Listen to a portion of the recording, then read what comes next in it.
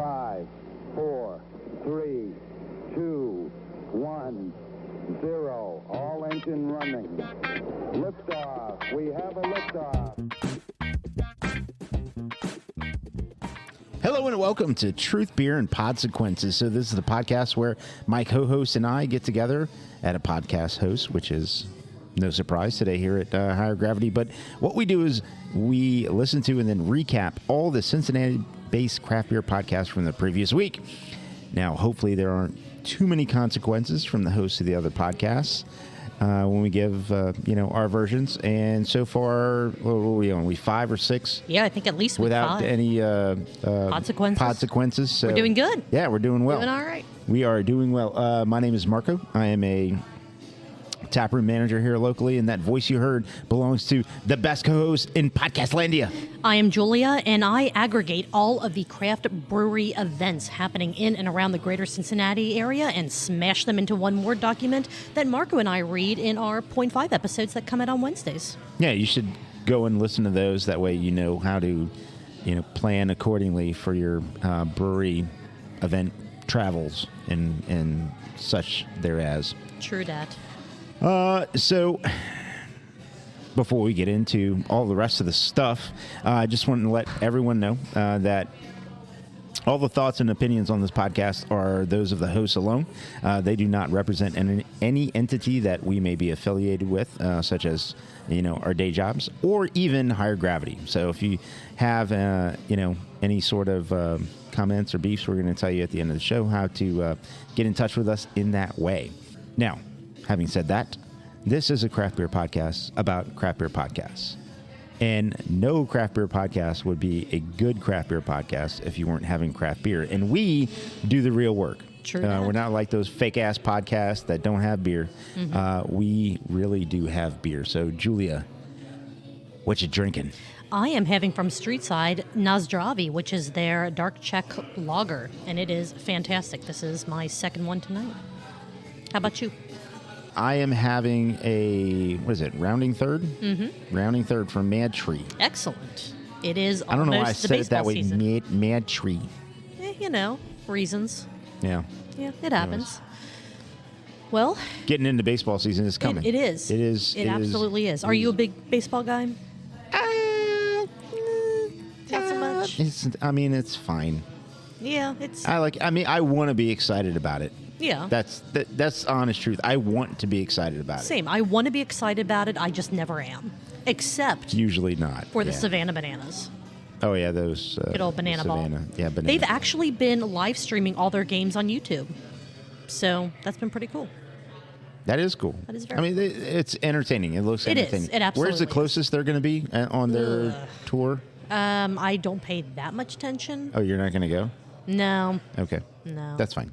Well, all of their games sell out like almost immediately when the tickets go on sale because it has become such a cultural phenomenon. So yeah, maybe eventually I'll go to a game, but no plans on it this particular season. So. Okay. But the Florence Y'alls are actually going down to Grayson Stadium, which is their home stadium in Savannah, and so that'll be cool to see them play. Yeah, let's actually talk about what our show's supposed to talk about, because we have a lot to talk about this week. You know how last week we had 1.25 podcasts to cover? Yep. This week, one. Not even a 0.25. Like, we don't even have like little snippets of any other podcast to talk about. Yeah. We have one. And you know who didn't let us down this week? Cincy Brewcast. Yeah, Cincy Brewcast. Yes. Producer David is here in full force. He is making sure that the sliders are up, that the buttons are pushed. If it wasn't for him, that red button would not be on right now. It's always suspect. So, Producer David. We also have producer Lydia. Lydia, hell yeah, she's rocking it. Yep, awesome. It's fantastic.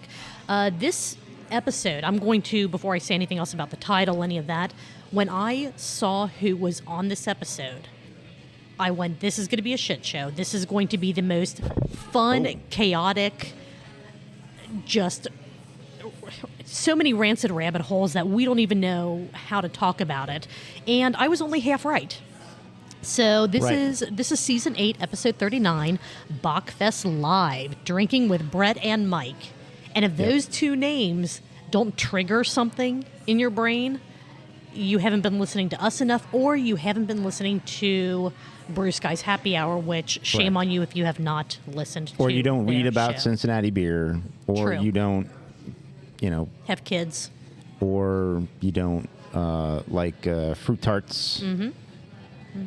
So you should know. You should know. Although there are some very influential craft beer people that don't like fruit tarts, or as they said, sour beers. Right. So, Yeah. I don't know. Let's see. This episode, and I'm going to make the worst joke in the history of the world. Oh, wait a Get minute. ready. Do you have any fanfare to bring that in? No, because I guess my phone's not that far away, but I just, no. Oh, okay. We didn't plan. We didn't plan. Why would we plan ahead? Okay. We never plan ahead. This episode, get ready to send me over to the park, was full of debauchery. No? Oh, I disappoint him at least once every week, and it's fantastic every single time. That's it. Producer David. Well, I got rid of producer Leaving. David. That didn't He's take leaving. long. That didn't take long at all. This- I thought, okay, so the beginning of this episode, normally the gnome introduces the guests that he has on the show, like, oh, hey, go around, introduce yourself, tell people who you are, what you do, that kind of thing. Mike, who, for people who don't know, Mike D. Morgan, he always brings the D almost harder than you do. I it's feel like close. it's very It's close. close. He is a local lawyer, author, teacher, professor, and just general degenerate, it sounds like. Yeah. Yeah.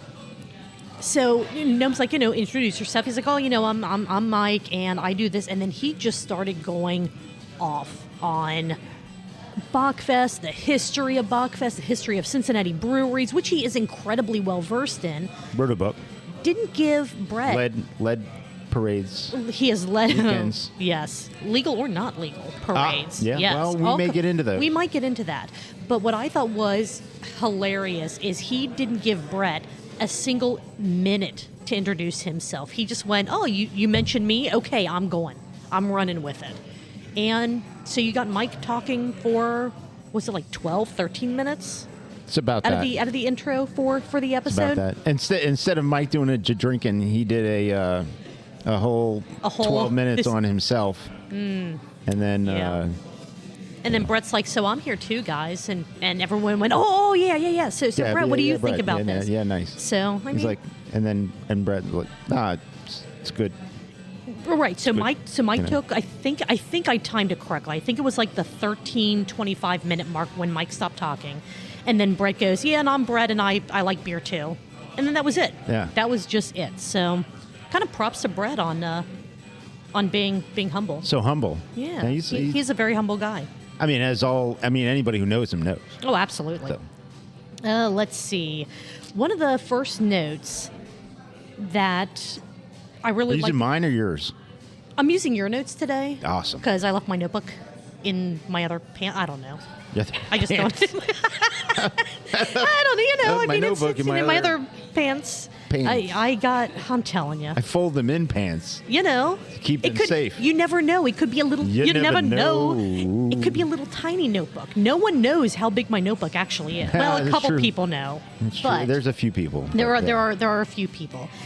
I liked and agreed with the fact that some of the bigger festivals involving beer in the Cincinnati area, Oktoberfest kind of being the main one, just feel too big anymore. Like it almost feels, I think they said it best, they feel like obligations more than a festival that you want to go to purely for the spirit of what that festival is about.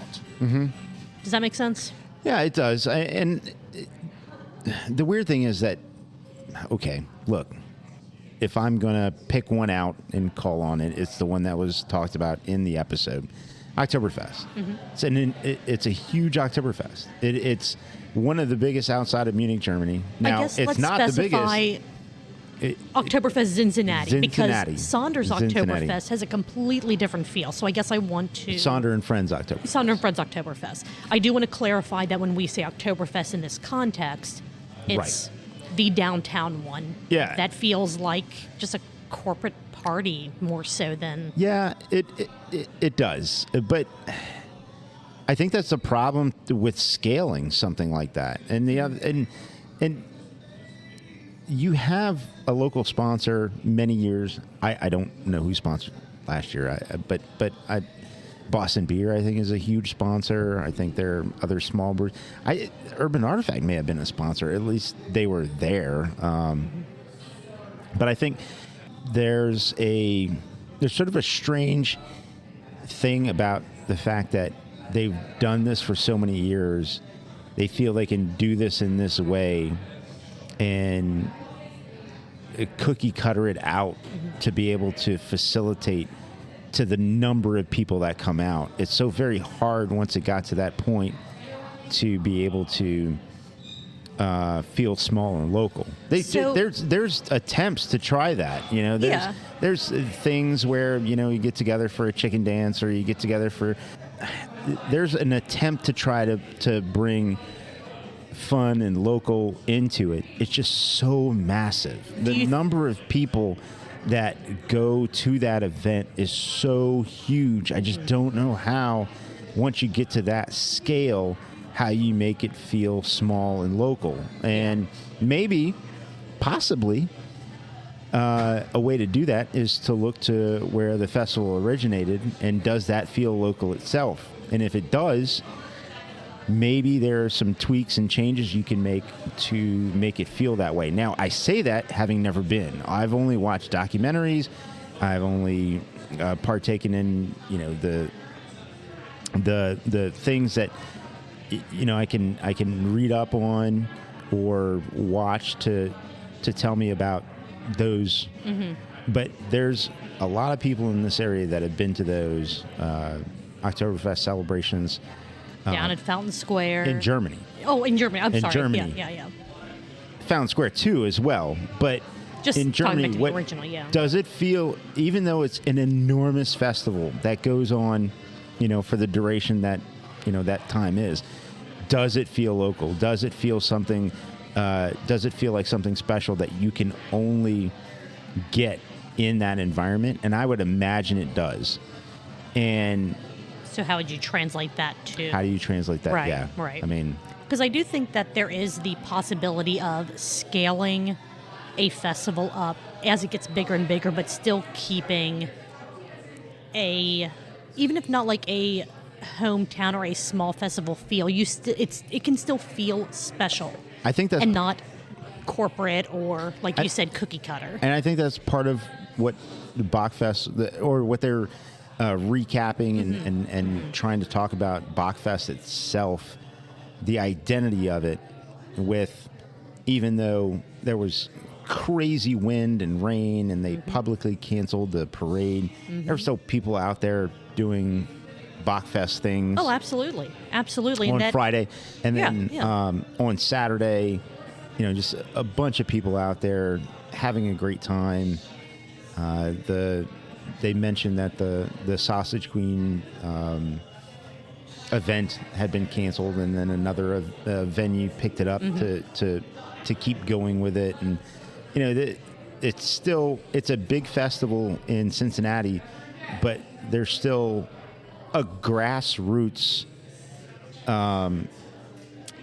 effort that drives it. Yeah. From the people that want it to happen. Right. And I'm not talking about the event coordinators. I'm talking about the public.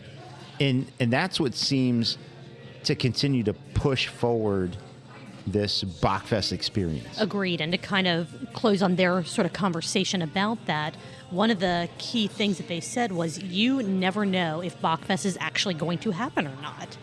And part of that kind of terrifies me, but part of that also makes me that much more proud of our local craft beer communities, that no matter what's happening, they find a way to make some part of Bockfest weekend happen. Maybe it's not the whole celebration. Maybe they don't have an official tent up in a park, what have you, but they still make sure that something is going on that first weekend in March. Bockfest is never not present for that weekend. I also want to say salute to Mike Salute to Mike. Salute to you, sir, because back when you started, when you had the inspiration to take over and lead this Bockfest that turns into current day Bockfest. I mean, he's been away for a little bit, but salute to you for making it a consistent weekend. Everybody knows when it's going to be. There's a lot to be said about consistency, right? So how consistent are the illegalities of Bockfest to kind of continue along the conversation? Well, that's definitely, there's a thread there. That's fine. It was an amazing thread. This was actually a snippet of the video Gnome posted on I believe it was the Cincy Brewcast YouTube channel. Again, he has multiple YouTube channels. There's one for Drinking with the Gnome. I think one for Cincy Brewcast and just one for the Gnarly Gnome, or maybe Gnarly Jesus Gnome. Christ, you have to pay for all those, or what? Hell no. Oh, okay, good. It's YouTube. It's free. There might be a subscribe option, but okay. But no, YouTube is free to the people for the most part. But that was one of the funniest video clips that I've seen, because I saw that before I listened to the episode, and as soon as Mike started talking about, so technically this whole thing was illegal, I'm like, oh my God, this is going to be the best wonderful. Episode ever. That's wonderful. And it was. It really was. I don't want to spoil too much of it because, holy shit, the things that he did, and because he's a lawyer, he understands statute of limitations, so he was able to just lay it all out there. Yeah. And my God. So, also, I want to say salute to you, Michael. I want to tell you, another salute to Michael. All right. Because he's not afraid to tell you how he really feels about Bock beer. This is true. He loves it. Sorry. He's not afraid. He is not He's afraid. not afraid to profess his love, his actual feelings about Bock beer. and adoration for the his real sweet feelings. malty beverage that we all know as It Bock is a beer. sweet malty beverage. It is. But he's not afraid to tell you how he feels about it. He loves it. Absolutely loves it. It's great. Yes. Salute to you, Mike. Oh my God. I think it was about the time that he was professing his love for Bock beers that one of the chairs they were sitting on got peed on. Yeah. Where else can you go when your chair gets peed on? And I mean, I know that there was all kinds of and it wasn't the drunkenness. person sitting in the chair. No. that Yes, peed we on will. it. I mean, I don't know. I mean, maybe it was. I don't know if that makes it better or worse. Maybe it was. You know what I mean? Maybe Mike peed in his chair. I don't know. They never really specified whose chair and exact situations and all that. But like I said, I knew going into this podcast that it was going to be absolutely fantastic. It and wouldn't be brilliant. complete without some pee. Yeah. Or some. Well, no, we'll just. You gonna leave that out? I'm just gonna leave that out there. Just Okay. leave it hanging out. You're gonna leave it out? I am. I think so. Although I will say, they were talking about, speaking of, the love for Bock beers, all that. They went into kind of the style and how it is a sweeter beer. It's not a pastry stout. It's I'm sorry. malty. It's not a Malty and pasty sweet. stout. It's malty, but it is very sweet.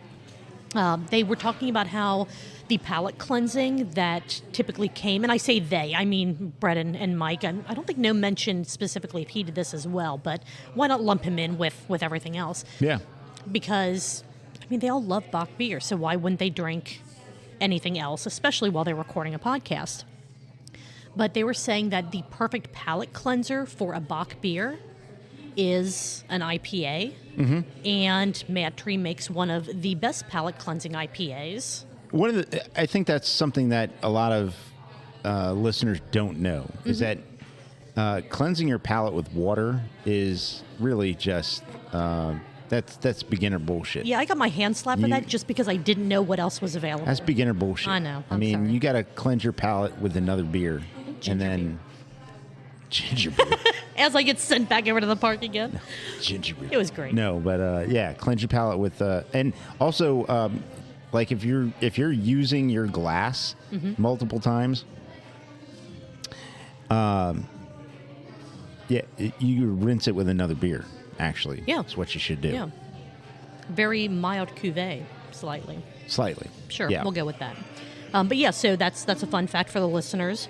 MadTree Psychopathy. I'll just go ahead and it's in the podcast that is their palate cleanser of choice. So I'm not gonna leave people it's my hanging Wednesday on that. beer, actually. Is it? Yeah. Nice. So Tuesdays or Monday's Truth Day. Yep. Tuesdays are typically tequila days. Yep.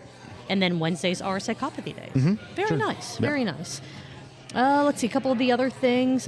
This is something that they actually covered in one of their episodes of Brew Sky's Happy Hour about the kind of sugar addiction of the United States, or kind of the region. Yeah. And how Totally Mike's agree. theory is it was brought on by Prohibition, because instead of alcohol, instead of beer, instead of spirits, it was all soda. It was those sugary, overcarbonated beverages. And I don't know, it's not far off. Like, I can see it being I'm going to go a step great further starting point. and Yeah, reinforce that with also I believe it's the Industrial Revolution, maybe, possibly, maybe not. No, it was further than that. I'm incorrect. When the move into the first TV dinners were sort of a thing, where you just loaded up a bunch of different items with sodium to make them taste good. And then they weren't originally microwaved, because guess what? The microwaves weren't prevalent throughout the United States. It was an oven. You had to heat them up in the oven. And then once microwaves started to become more prevalent, then microwave dinner became more prevalent.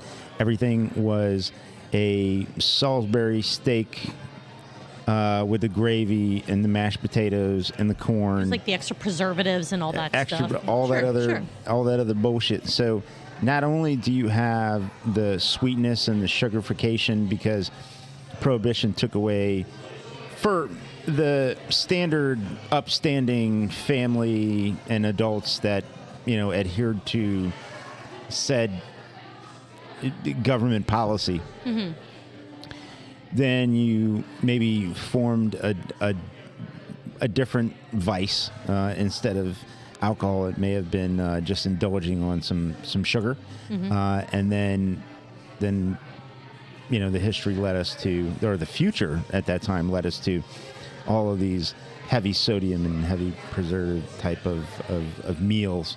And so we just rounded out our whole appetite with sugar, and then alcohol became legal, and then we had sodium, and it's just like, hey, we're just creating a nation of unhealthiness. Yep. And then along came the pasty stouts. Yeah, I mean, kept that sugar the going. pasty stout revolution was Yep. coming on, and so if you didn't have anything with, if it wasn't extra sweet with, just gigantic amounts of ridiculous adjuncts in it, then it wasn't cool. Yeah. I will say, as far as the whole sugar conversation, grapples are delicious. They are an actual thing.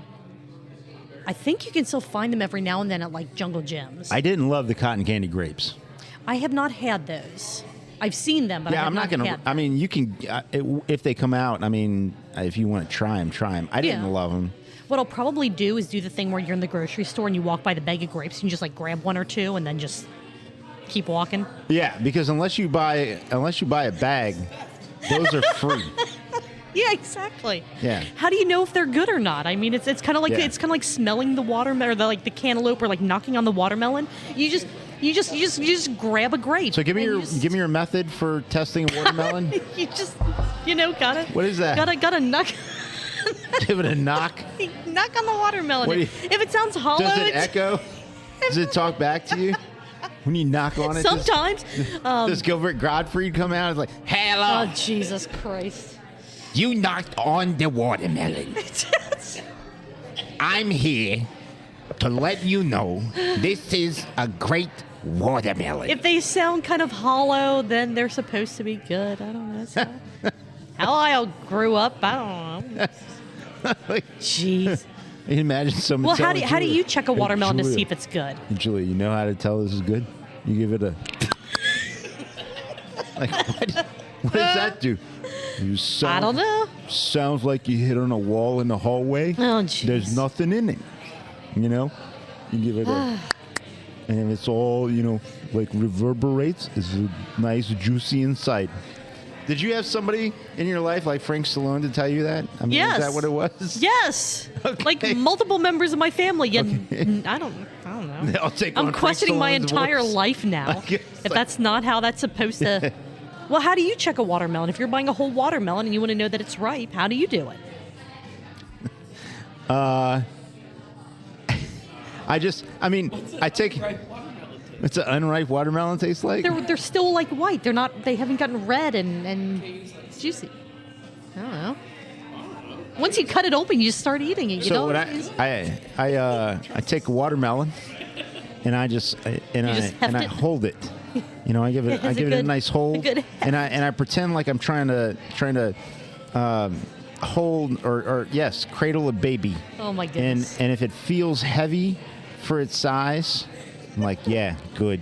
Ripe watermelon. That's what I'm going to do. Now, what's crazy is when I was younger, not you because you're much younger than I am, but when I was younger, growing up where I grew up, they would punch a watermelon. So when you would get them on the sides, like in the stands, like a side stands, like a vendor, like, you want me to punch the watermelon for you? So they'd actually take a device and pull a sample out of the watermelon. Like they'd core it, or an earth core sample. Yeah, and you're like, oh, that's delicious.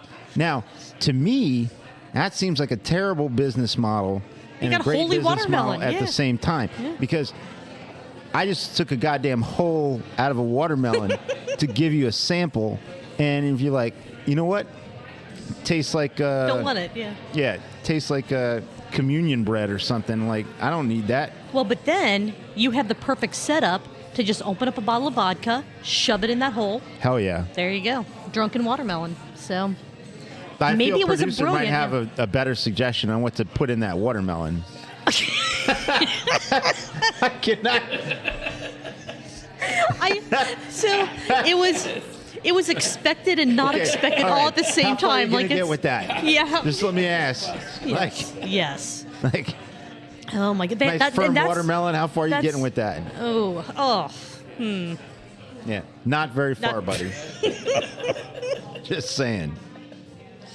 Oh shit! All right, so a couple other notes before this is already so off the rails that I don't even know what's going on. In addition to talking about Bockfest and. You can't do that with grape. I can't. Stay away from the pineapple. Just leave. Just don't do it. How much of that's going to make it for the show? Maybe. Yeah. I have an idea of where I'm gonna cut. Does it Yeah. start or end with watermelon? All right. Where the hell were we? I can tell you where we were. Well, I see my note about grapples, so yes. Are we still there at that note? That's where everything went. It derailed like a Norfolk Southern train. It just went. Wow. It was just gone. Too soon? No. All right. A couple other notes about their Bockfest conversation, and then they moved on to talking about a few other things. Is keeping the soul in Bockfest, keeping the money out of Bockfest, which kind of ties back to the beginning of the conversation about if the festivals get too big, do they lose that community feel to them? And I don't know, you need money to put on these events, but do you limit how much money you get for the events? I don't know. That's one of those things that I don't have an answer to. You'd like to say keep as much money out of it, but without funding, who knows? Speaking of... Well, I think it comes down to, there's a lot of different factors in there, right? Oh, yeah. A lot of different factors. But, amenities plays a lot into it. And amenities, the tents, the booths, the tables, porta potties, the chairs, the porta potties, security, yes, security, on top of whatever it is that you're supposed to have to actually legally take on the event, whatever. But there's a lot that goes into that, and right. So where does all this money get funneled to? I don't know, not my responsibility, but I hope what they do is always end up with enough starter money to be able to make at least the next event happen, and then that next event make enough money to at least make the next event happen. Yeah. You know, I don't know if trying to keep it the way it is Sustainable. Sustainable is not the word I was looking for. I don't know if it's one of the things where, okay, everything's done, everything's paid for, we got the money to start with next year, and oh, by the way, that was really worth it for us because we got to walk away with a nice little pocket of dough. You know, I don't know if that's the case or not. I am not in the putting on festivals sort of, you know, thing. Yeah. But you gotta have money to start these things. I mean, you gotta have money to keep these things, you know, happening. And when you run into money constraints, you ultimately, the people that go there are the ones that end up having to take on the pains of whatever wasn't actually funded or executed well. That's fair. With that being said, shout out to next year's Bockfest sponsor, Cincy Brewworks. Hey! Anyway, they talked about a couple things that weren't Bockfest related. They talked about the first weekend in June 3rd specifically, Missing Link Fest is coming back. Yeah. And it will be bigger and better than ever this year. Cannot wait for that. They wanted to push you off to next year, but we said no. And they listened to us. Yeah. They're like, hey, you know, these two, we got to do it for them. Even though Marco didn't come last year, maybe he'll be down there this year. They're doing it for us. Yeah. And that's all that really matters. Yeah. I mean, they definitely did try to push it off, though. Don't come this year. Don't show up. Don't call for Sasquatch. It's all good. Let's see. The last two notes that you have in your notebook, Marco. Yep. Brett's brain broke trying to think of why there aren't chicken jokes at Bockfest. Yeah. And he's not wrong. Well, he's not wrong, but Not wrong. I think everybody meaning Mike and the Gnome, commented like, we didn't put together the fact that there was a chicken say Bock and Bockfest joke or Bock joke. It's a goal for next year. I mean, it's a goal. Yeah. Good. And I also wonder if that's only placating to the English language. I mean, what does a chicken say in other languages? You know, I mean, like I think when I was in Spanish 2, my second year, I think the rooster said "kikiriki." Yeah, that definitely would not fit with Bockfest. Yeah. Yeah. I never thought about that. Yeah. Thank you for trying to keep things inclusive.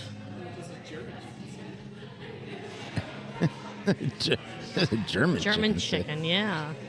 I mean, it has to have a deep voice too, right? It's like, Bock. is that Julia with a limited fake German chicken? Yes. Hold on, do it again. No, there's no way I will. Here's Julia's limited fake German chicken impression. Bock. Switch. Here we go. All right. There was also a teaser of season 1.5 and season 2 of Blue Sky's Happy Hour.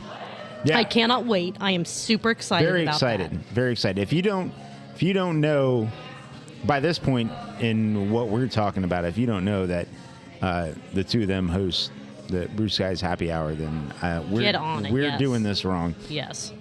But Blue Sky's Happy Hour is chronicling the modern history of craft beer, and it is It's amazing. so exciting, and it's just extremely informative. And you know, they get the guests that you would want that type of podcast to get. I mean, they get them. Yes. So hats off to you two. Salute to you. the both of you for getting all of these guests. It's fantastic, and please keep up the work that you're doing. And We'd love truly, to keep talking about you guys. truly love and respect it. Yes. And thanks for also the follow to the pod, and then the Patreon that you do as well. Oh, so yeah. hope you Top enjoy tier. it. It's great. Hope you enjoy our content, and maybe one of these days we'll get to sit at a bar and have drinks with you, both of you. Sounds good. And then last note that you have written down in your notebook. Gnome confirmed that his favorite Cincinnati craft beer podcast is Truth Beer and Consequences. Yeah, he did. Thanks for the shout out. Really to appreciate the Gnome. that. Really appreciate the shout out. Yeah. I mean, we would not be Other here without than him. Bruce Guy's Happy Hour, True. the only podcast Well, but he they- actually shouted out. Right. Yeah. I thought it was pretty cool. I thought it was really cool. And that's all that we have for the only podcast that we have to recap tonight. Yeah, did we successfully make it longer than the... No, we didn't. No, well, almost. If you go without any editing, currently we're only like 5 minutes shorter than this episode of There may or may not the be Cincinnati editing. Brewcast. So, Oh, there Cheers. is absolutely going to be editing because, oh God, what, the penis jokes? all the penis jokes. Okay. Well, and me like dying in the background when I was laughing and it caused me to cough and all that kind of stuff. Mostly that is what I need to edit out. Okay. Yeah. All right, very good. And maybe my German chicken. I don't know. We'll see. I would leave that in. Leave that in. Yeah. All right. It's less offensive than the penis jokes. Let's. Ein Cluck.